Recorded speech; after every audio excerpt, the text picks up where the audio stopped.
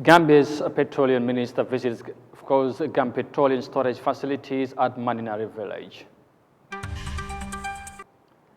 The EU places an oil embargo on Russia amidst its invasion of Ukraine. And investigations have begun into a deadly church stampede in Nigeria. Well, this and more coming ahead on The World Today.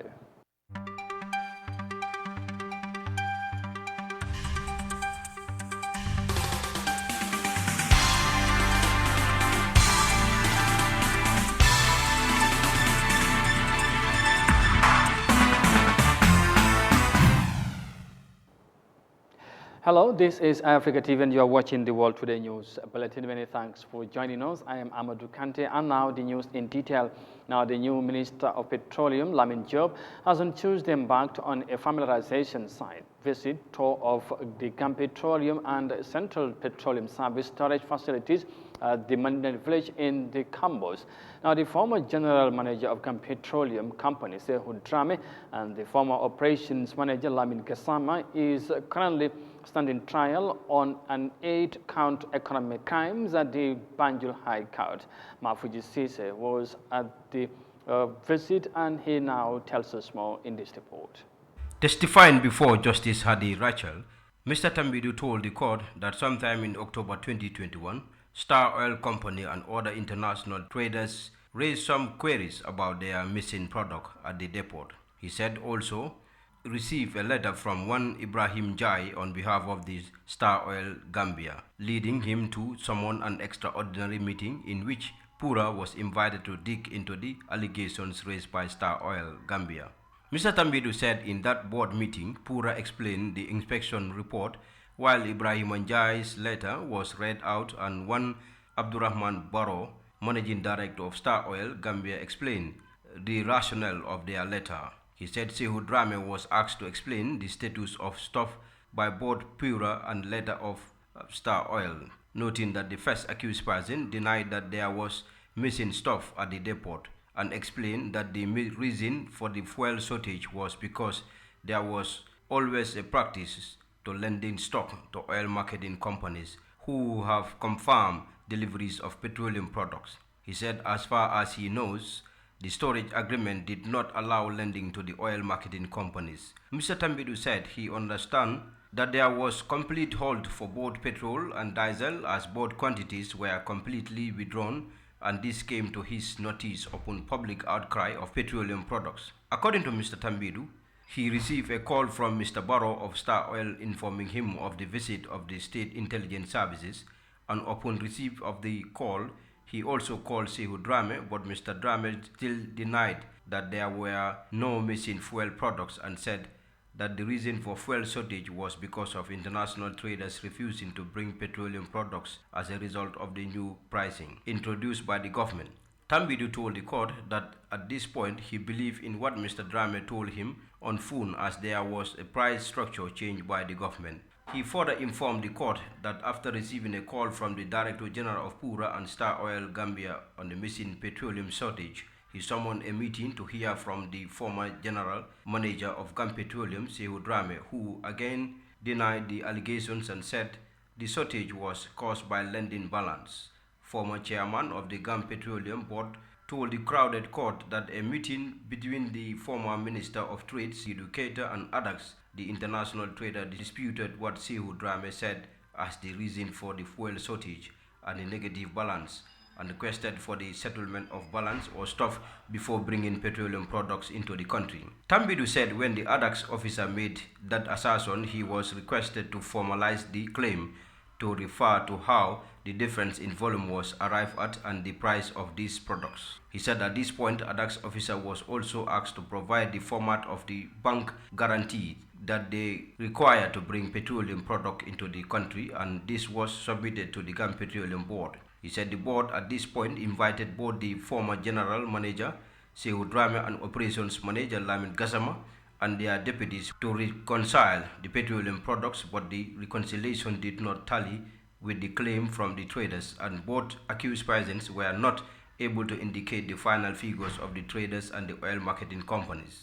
He said this warranted the board to constitute a lead reconciliation meeting with the former trade minister Sidou Keita, Sehu Dramé and Lamin Gassama, adding that during the first meeting at Pura, Sehu Dramé told them that he had stock figures in the depot and was allowed to go to the depot with the second accused person Lamin Gassama and the security personnel and Pura representative Mr. Cisse, but the reconciliation proved that there was no accurate record kept, and this warranted the task force by government to do the investigation and do the necessary action. The former Ports Authority boss said the former general manager Sehu Dramé sit in every board meeting and serve as the intermediate between Gam Petroleum and the board. According to him, the relationship between Gam Petroleum and international traders is based on storage relationship, whilst the relationship between the local oil marketing companies is based on throughput facilitations. For Eyeafrica News, I am Mafuyi Sise. Now moving on, the Mombasa-Nairobi standard gauge railway SGR has elevated Kenya's status as a transport and logistic hub while enabling regional integration and commerce to flourish. The railway freight service has facilitated the seamless movement of imported bulk cargo to the hinterland since its launch in January 2018, according to stakeholders in the logistics and supply chains. This development had led to a significant increase in cargo business in the East African country. Here's more details of that in this report. Kenya's port in Mombasa. Moses Okoth moves his cargo to the terminal to ready it for onward transportation overseas. He tells me about a growing shift among transporters, the use of the standard gauge railway. Most cargoes being pulled to Mombasa until many ships started to arrive. Many ships mean a lot of cargo to be transported. If you want to understand how important the standard gauge railway has been on the African country's economy, then you have to come here, the marshalling yard of the SGR at the Mombasa port. It is here where cargo is loaded or offloaded from the trains. As this worker loads a container onto this train, Caroline Gadogo, a senior operation planner with the Kenya Ports Authority attached to the SGR, takes stock. She says SGR has provided a fast, efficient and cost-effective means of transporting bulk cargo.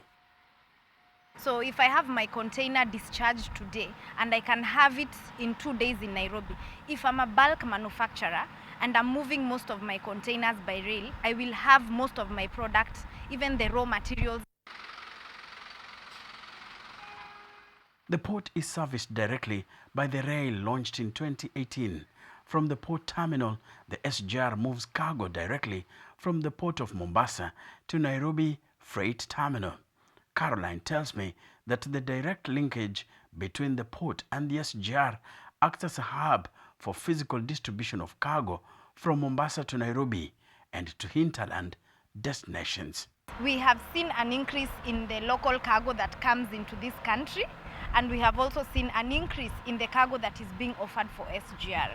We have protocols of which containers we are supposed to rail. And now when we look at each vessel that comes to the port, we are doing an average of 65 to 70% of the local cargo per vessel via SGR. On average, it takes 8 hours to transport cargo from the port of Mombasa to Nairobi using the SGR.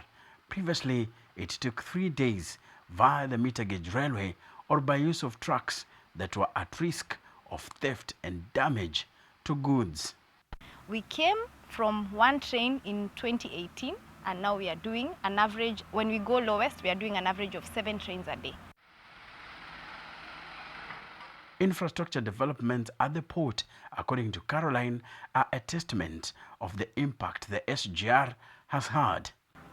One of the visible things that you can see when you come to the port is, of course, the expansion of our yards, the creation of a whole portraying yard that did not exist reclaimed from the sea. There's a lot of investment in terms of the machinery that we are using. Our officers have also now been trained on a new technique of how to handle railway. In a nutshell, Caroline believes the SGR has elevated Kenya's status as a transport and logistics hub.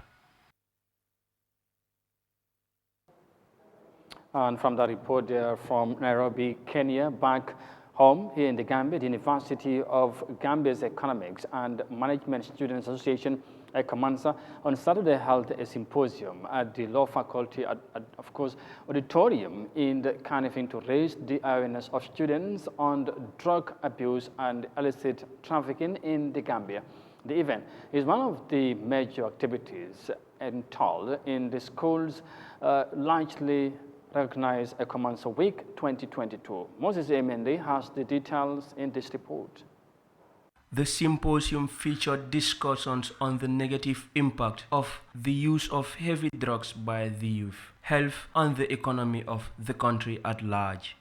Students listened keenly as Yahya Jammeh, Director of Forensic Investigations at Drug Law Enforcement Agency, the Gambia, took them through the subject of drug awareness and sensitization.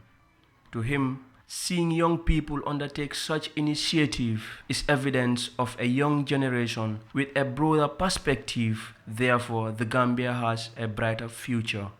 He highlighted the consequences of drug misuse and trafficking. The consequence of drug trafficking and drug abuse, which includes going to jail, economy, health, society, and at the end, this will come to national security compromise. Because when the youths are not employed, they have no skills, they are not entrepreneurs, they are not into any entrepreneurship and innovations, they will be jobless. And they will depend on people. At the end, they will depend on drugs. And this will have serious security threat. He admitted that government recognition of youth is important in the fight against risky drug usage, adding that young people are termed as the future leaders, but they are also leaders of today. They are to be movers and shakers of the country. Mr. Jammeh also explained that drug misuse destroys productivity among the young population, resulting in hindrance to the country's progress because the youth are the catalyst of development. According to him, an emerging trend shows an increase of youth involvement in drug misuse and trafficking.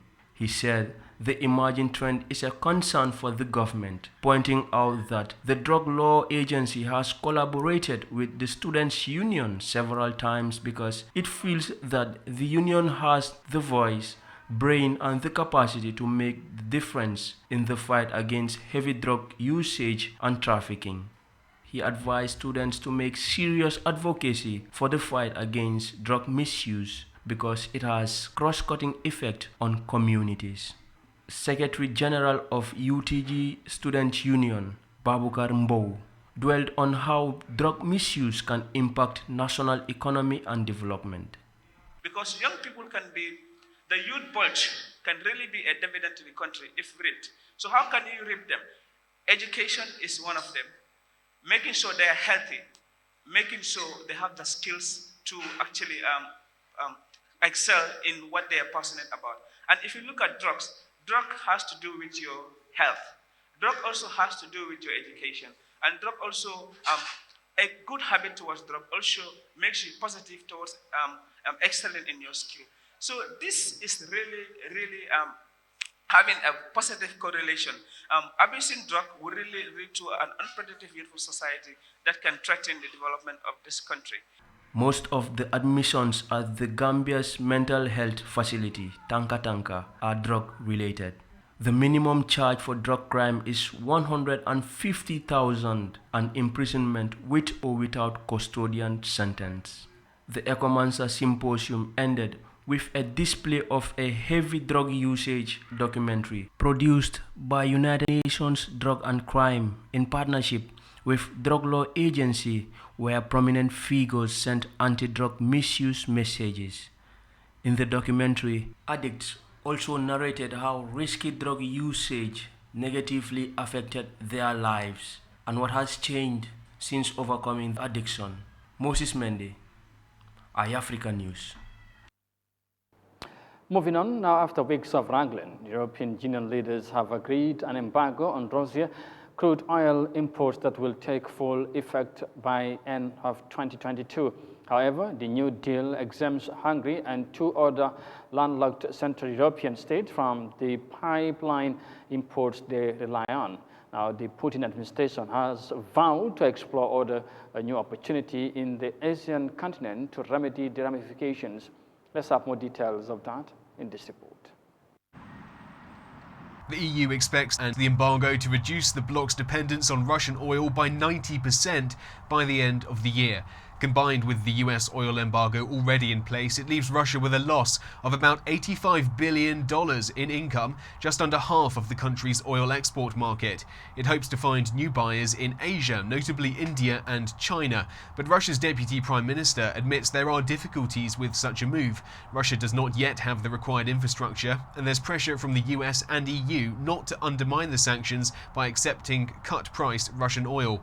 In addition, Russia is competing with other oil exporters who already have long-term contracts in place with the major Asian importers.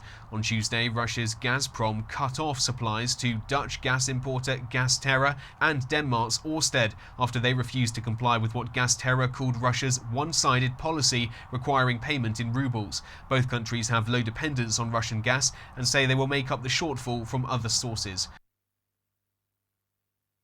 This is Eyeafrica TV and you are watching the World Today News bulletin live from our studios in Banjul.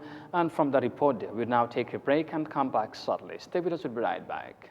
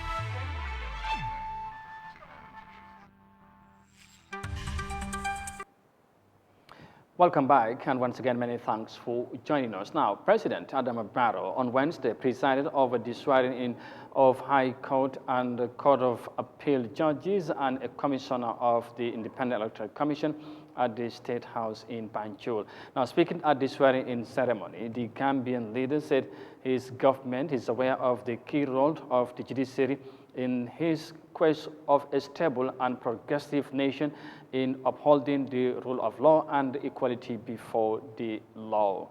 And we would bring you more details about that, hopefully before the end of the edition or in our subsequent news edition. Now, moving on, Nigeria's police have begun investigation into a recent deadly church stampede in the South Rivers State, where more than 30 people, including children, died. Hundreds of people who turned up to receive humanitarian assistance from the church broke through the gate, resulting in the unfortunate incident.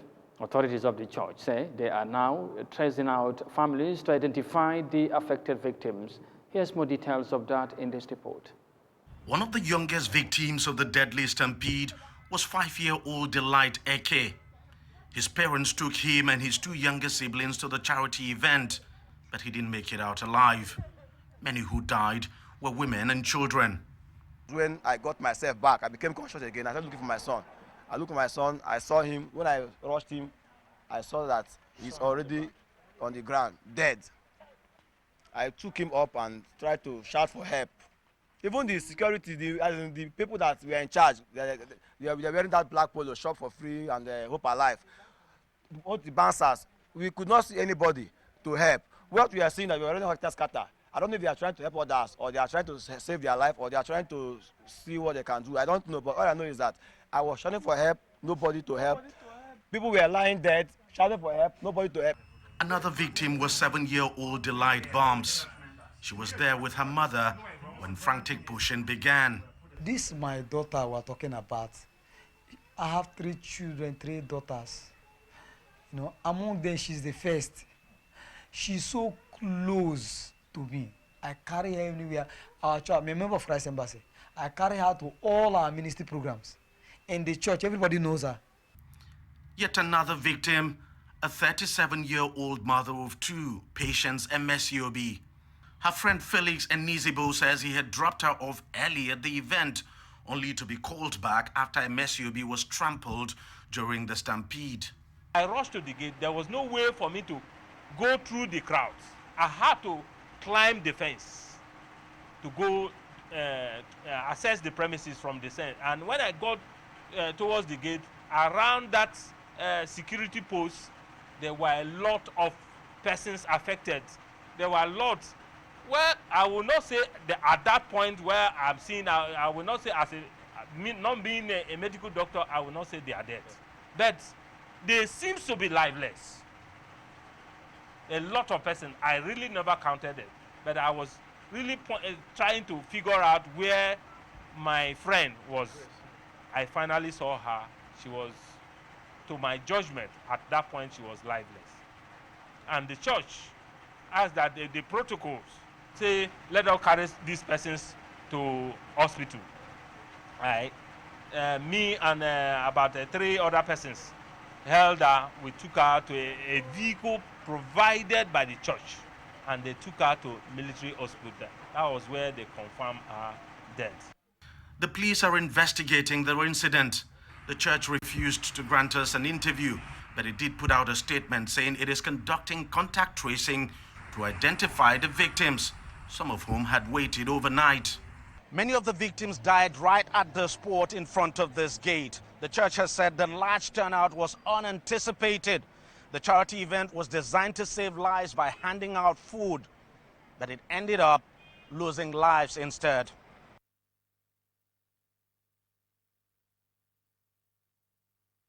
And from that unfortunate report there from Nigeria, we eventually bring this news edition to an end.